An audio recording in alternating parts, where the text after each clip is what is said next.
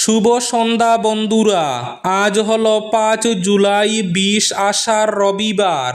আজকের সন্ধ্যার বিশেষ বিশেষ খবরগুলি হলো: পেট্রোলের পর এবার ডিজেলে মেশানো হবে 15% আইসোবিউটানল, জানালেন পরিবহন মন্ত্রী নীতিন গডকরি। বদরপুরে সামান্য জ্বরে আক্রান্ত হয়েই মৃত্যু হল তৃতীয় শ্রেণীর এক ছাত্রের। অসহনীয় গরমের মধ্যে আজ বেকি নদীতে স্নান করতে গিয়ে মৃত্যু ঘটল এক তরতাজা যুবকের। রাজ্য সরকারের তরফে আবার নতুন করে যাচাই করা হবে অরুণোদয় প্রকল্পের তালিকা। রাজ্যের বিভিন্ন প্রান্ত থেকে আসছে অরুণোদয় প্রকল্পে অনিয়মের অভিযোগ।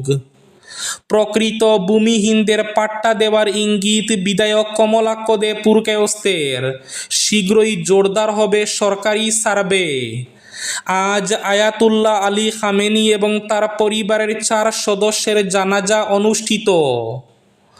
শিলচরে ই-অটো অতিরিক্ত চলাচল নিয়ে সাধারণ সভা, আয়হানি এবং যানজটের অভিযোগ। বড়খলায় হিট অ্যান্ড রানে মৃত্যু যুবকের, রাত 2:30 পর্যন্ত জাতীয় সড়ক অবরোধ। রাম মন্দিরের পর এবার বদ্রীনাথেও দানের টাকা চুরি, তদন্তের নির্দেশ। এক গা শিউরে ওঠার মতো ঘটনা, রাজস্থানে নৃশংসতা। 13 বছরের নাবালিকাকে অপহরণ করে 5 দিন ধরে হোটেলে 30 জনের গণধর্ষণ। 4 হোটেলে চলল বুলডোজার, 30 জনের বিরুদ্ধে মামলা, গ্রেফতার 14 জন। তাহলে বিস্তারিত খবরে যাওয়ার আগে অবশ্যই ভিডিওটিতে একটি লাইক করে চ্যানেলটি সাবস্ক্রাইব করে পাশের বেল আইকনটি বাজিয়ে রাখবেন এবং ফেসবুক পেজটি ফলো করে ভিডিওটি অবশ্যই শেয়ার করবেন যাতে সঠিক তথ্যগুলো সবার কাছে পৌঁছাতে পারে। এবার শুনুন আজকের খবরগুলির বিস্তারিত। প্রথম খবর, এবার ডিজেলে মেশানো হবে 15% আইসোবিউটানল, জানালেন পরিবহন মন্ত্রী।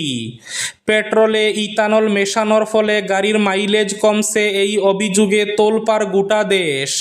তবে তারই মধ্যে সংকটের কথা ভেবে এবার বিকল্প জ্বালানি ব্যবহার প্রসারের লক্ষ্যে কেন্দ্র সরকার আরও এক পদক্ষেপ গ্রহণ করল। জানা গিয়েছে, পেট্রোলে ইথানল চালুর পর এবার সরকার ডিজেলে 15% পর্যন্ত আইসোবিউটানল মেশানোর অনুমতি দেওয়ার প্রস্তুতি নিচ্ছে। এমনকি একথা নিজে জানিয়েছেন কেন্দ্রীয় সড়ক পরিবহন মন্ত্রী নীতিন গডকরি। এদিন কেন্দ্রীয় মন্ত্রী জানান, সরকার আমদানিকৃত জীবাশ্ম জ্বালানির উপর নির্ভরতা কমানোর চেষ্টা করছে। পাশাপাশি জৈব জ্বালানি কর্মসূচির প্রস্তুতি নেওয়া হচ্ছে। কিন্তু যেহেতু ইথানল সরাসরি ডিজেলের সাথে মেশানো যায় না, সেই কারণে এবার ইথানলের জায়গায় আইসোবিউটানল উপাদানের একটি প্রযুক্তি নিয়েই কাজ শুরু হয়েছে। বদরপুরে জ্বরে আক্রান্ত হয়ে মৃত্যু তৃতীয় শ্রেণীর ছাত্রের। জ্বরে আক্রান্ত হয়েই মৃত্যু হয়েছে এক স্কুল পড়ুয়ার। দেওরাইল গ্রামের বাসিন্দা দিনমজুর শাহাবুদ্দিনের ফুটফুটে ছেলে তথা 1139 নম্বর দেওরাইল জনতা এলপি স্কুলের 3য় শ্রেণীর ছাত্র শাহিন হোসেন 2 দিন ধরে জ্বরে ভুগছিল। শনিবার বিকেল 4টায় সে বেশ অস্বস্তি বোধ করলে পরিবারের লোকজনেরা চিকিৎসার জন্য তাকে নিয়ে যান শ্রীগৌরী হাসপাতালের উদ্দেশ্যে। হাসপাতালে যাওয়ার পথে রাস্তায় শেষ নিঃশ্বাস ত্যাগ করে 3য় শ্রেণীর পড়ুয়া শাহিন। তার মৃত্যুর খবর ছড়িয়ে পড়তেই দেওরাইল গ্রামসহ জনতা এলপি স্কুল পরিবারের শোকের ছায়া নেমে এসেছে। 2 দিন আগে পর্যন্ত স্কুল পরীক্ষায় বসা ছেলে হঠাৎ জ্বরে আক্রান্ত হয়ে অকাল প্রয়াণে ভেঙে পড়ে দরিদ্র পরিবারটি।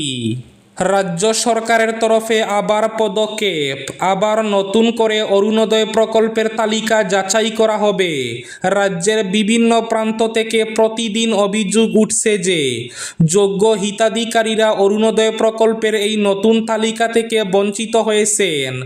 অনেক যোগ্য হিতাধিকারী 9,000 টাকা করে পাননি এবং আগামী 1 আগস্টের পর যে অরুণোদয় প্রকল্পের টাকা দেওয়া হবে তা থেকেও তারা বঞ্চিত থাকবেন। তাই রাজ্য সরকারের তরফে নতুন করে অরুণোদয় প্রকল্পের তালিকা যাচাই করা হবে।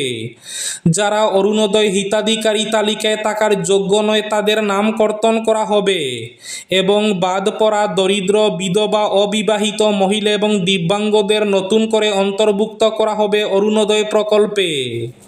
অসহনীয় গরমের মধ্যে বেকি নদীতে স্নান করতে গিয়ে মর্মান্তিকভাবে প্রাণ হারালেন এক যুবক। মৃত যুবকের নাম অমিত বাস্ফর। তিনি বরপেটা রোডের শান্তিনগর এলাকার বাসিন্দা। জানা গেছে অমিত বাস্ফর বরপেটা রোড পৌরসভার সাফাই কর্মী হিসাবে কর্মরত ছিলেন। রবিবার বেকি নদীতে স্নান করতে নেমে তিনি আচমকা জলের স্রোতে তলিয়ে যান। স্থানীয়দের প্রচেষ্টা সত্ত্বেও শেষ পর্যন্ত তাকে উদ্ধার করা সম্ভব হয়নি এবং তার মৃত্যু হয়। এই মর্মান্তিক ঘটনায় বরপেটা রোড জুড়ে শোকের ছায়া নেমে এসেছে। পরিবারের সদস্য, সহকর্মী ও স্থানীয় বাসিন্দারা তার অকাল প্রয়াণে গভীর শোক প্রকাশ করেছেন। রাজস্থানে নৃশংসতা, মানবতাকে লজ্জিত করার মতো ঘটনা। 13 বছরের নাবালিকাকে অপহরণ করে 5 দিন ধরে হোটেলে 30 জনের গণধর্ষণ। রাজস্থানের 4 হোটেলে চলল বুলডোজার। 30 জনের বিরুদ্ধে মামলা, গ্রেফতার 14। গা শিউরে ওঠার মতো ঘটনা। রাজস্থানে শ্রীগঙ্গানগরে এক 13 বছরের নাবালিকা অপহরণ করে টানা 5 দিন ধরে একাধিক হোটেলে সংঘবদ্ধ ধর্ষণের অভিযোগে চাঞ্চল্য ছড়িয়েছে। ঘটনায় জড়িত থাকার অভিযোগে পুলিশ ইতিমধ্যে 14 জনকে গ্রেফতার করেছে। ধৃতদের মধ্যে হোটেলের মালিক ও ম্যানেজারও রয়েছে। বাকি অভিযুক্তের খুঁজে তল্লাশি চলছে। পুলিশের দাবি 18 জুন বাড়ি থেকে নিখোঁজ হওয়ার পর এক রিকশা চালক ওই নাবালিকাকে একটি হোটেল মালিকের কাছে বিক্রি করে দেয়। এরপর শহরের একাধিক হোটেলে টানা 5 দিন ধরে 30 জনেরও বেশি ব্যক্তি তাকে বারবার ধর্ষণ করে বলে তদন্তে উঠে এসেছে। এফআইআর অনুযায়ী এই অপরাধে একাধিক হোটেলের মালিক ও পরিচালনাকারীরা জড়িত ছিলেন এবং ঘটনাটি ধামাচাপা দেওয়ারও চেষ্টা করা হয়। নির্যাতিতার অভিযোগ, বারবার ধর্ষণের ফলে যন্ত্রণায় কাতরালে তাকে জোর করে মদ্যপান করানো হতো। এই মামলায় পুলিশও জড়িত রয়েছে জানায় সে। আয়াতুল্লাহ আলী খামেনি ও তার পরিবারের 4 সদস্যের জানাজা অনুষ্ঠিত।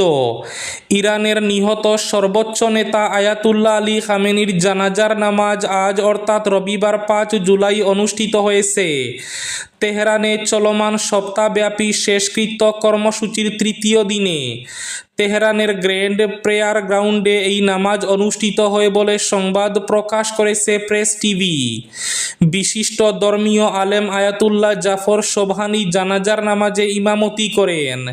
এতে বিপুল সংখ্যক শোকাহত মানুষ অংশ নেন। জানাজার নামাজ 3 ধাপে অনুষ্ঠিত হয়। প্রথম ধাপে আয়াতুল্লাহ খামেনির জন্য নামাজ আদায় করা হয়। দ্বিতীয় ধাপে তার পরিবারের সদস্য সাইয়েদে বুশরা হুসাইনি খামেনি, মেসবাহ আল হুদা বাকেরি এবং জাহরা হাদ্দাদ আদেলর জন্য জানাজার নামাজ অনুষ্ঠিত হয়। তৃতীয় ধাপে তার নাতনি জাহরা মোহাম্মদী গোলপায়গনানির জন্য জানাজার নামাজ আদায় করা হয়।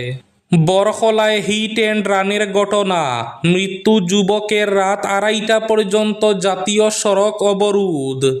কাছাড় জেলার বরখলা থানার অন্তর্গত হরিণসরা এলাকায় এক হিট অ্যান্ড রান পথ দুর্ঘটনায় সুরজলাল বাউরি নামে এক ব্যক্তির মৃত্যু ঘিরে শনিবার গভীর রাত পর্যন্ত উত্তেজনা ছড়ায়। দুর্ঘটনায় গুরুতর আহত সুরজলাল বাউরিকে প্রথমে বরখলা প্রাথমিক স্বাস্থ্য কেন্দ্রে নিয়ে যাওয়া হয়।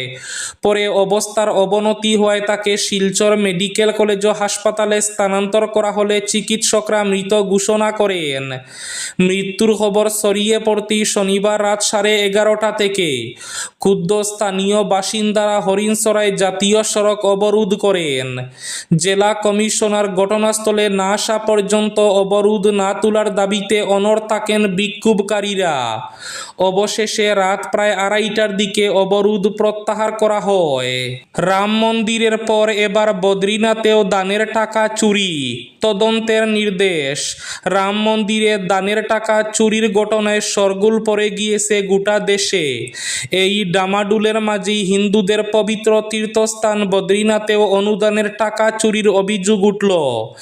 বিষয়টি সামনে আসতেই নড়েচড়ে বসেছে বদ্রীনাথ কেদারনাথ মন্দির কমিটি। এহেন গুরুতর অভিযোগের ভিত্তিতে উচ্চ পর্যায়ের তদন্তের নির্দেশ দিয়েছে মন্দির কমিটি।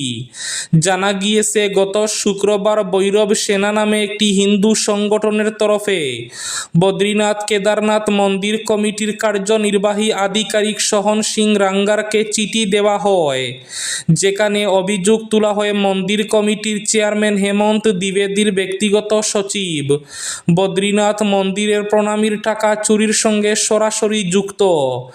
বিষয়টি তাদের তরফে অনেক আগেই চেয়ারম্যানের নজরে আনা হয়েছিল, কিন্তু মন্দির কমিটির চেয়ারম্যান বিষয়টিকে গুরুত্ব দেননি। বিষয়টি খতিয়ে দেখতে সিসিটিভির সাহায্য নেওয়ারও দাবি জানানো হয়েছে। শীর্ষ মহলে অভিযোগ ওঠার পরই মন্দির কমিটির চেয়ারম্যান হেমন্ত দ্বিবেদী তদন্তের নির্দেশ দেন। এবার শেষ খবরটি। প্রকৃত ভূমিহীনদের পাট্টা দেওয়ার ইঙ্গিত বিধায়ক কমলাক্ষ দে পুরকায়স্থের। শীঘ্রই জোরদার হবে সরকারি সার্ভে। বদরপুরের এফসিআই রোড সংলগ্ন ভবানীতল এলাকায় সরকারি জমি অবৈধভাবে দখল এবং টিলা কেটে মাটি পাচারের অভিযোগকে কেন্দ্র করে প্রশাসনিক তৎপরতা আরও জোরদার হয়েছে। বিষয়টির গুরুত্ব বিবেচনা করে সম্প্রতি সংশ্লিষ্ট এলাকা সরেজমিনে পরিদর্শন করেন স্থানীয় বিধায়ক। পরিদর্শনের সময় তিনি সরকারি জমির সীমানা দখল পরিস্থিতি এবং অভিযোগের বাস্তব চিত্র খতিয়ে দেখেন।